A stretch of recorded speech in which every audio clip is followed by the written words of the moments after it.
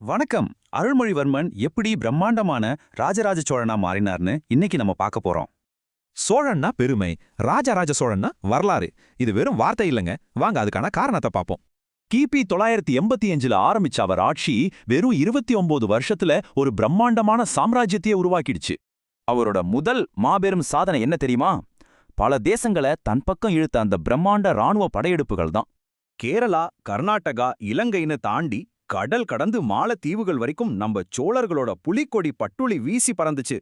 ஆசியாவிலேயே மிக வலிமையான கடற்படையை உருவாக்குன பெருமை ராஜராஜ சோழனையே சேரும். இது சாதாரண விஷயம் இல்லைங்க. சரி, போர்க்களத்தை விடுங்க. கட்டிடக்கலையில அவர் செஞ்ச மாபெரும் அற்புதம் தான் நம்ம தஞ்சை பெரிய கோவில். எந்த நவீன டெக்னாலஜியும் இல்லாத 1000 வருஷத்துக்கு முன்னாடியே இப்படி ஒரு பிரம்மாண்டமான கோவிலை கட்டியிருக்காங்கன்னா சும்மாவா? இன்னைக்கு உலகமே வியந்து பார்க்கிற யுனெஸ்கோ பாரம்பரிய தலமா இது மாறி நம்ம தமிழர்களோட பெருமைய உலகம் முழுக்க சொல்லுது. இந்த பேரரசு இவ்ளோ செழிக்க காரணம் என்ன? ரொம்ப சிம்பிள். அவரோட பக்காவான நிர்வாகத் திறமைதான். வெளியில சிங்கம் மாதிரி பலமான ராணுவம், ஆனா உள்ளூர்ல மக்களுக்கு அதிகாரம் கொடுக்கிற ரொம்ப அமைதியான கிராம சுயாட்சி முறை.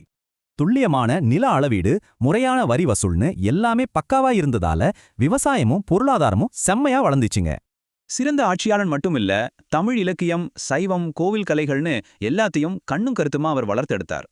1000 வருஷம் தாண்டினாலும் இன்னைக்கும் தமிழர்களோட பெருமைக்கும் வரலாற்றுக்கும் அவர் ஒரு மாபெரும் அடையாளமா நிக்கிறாருங்க. 1000 வருஷம் நிலைக்கிற ஒரு வரலாற்றை அவர் விட்டுட்டு போயிருக்கார். சரி, நம்ம தலைமுறை எதை விட்டுட்டு போக போகுதே?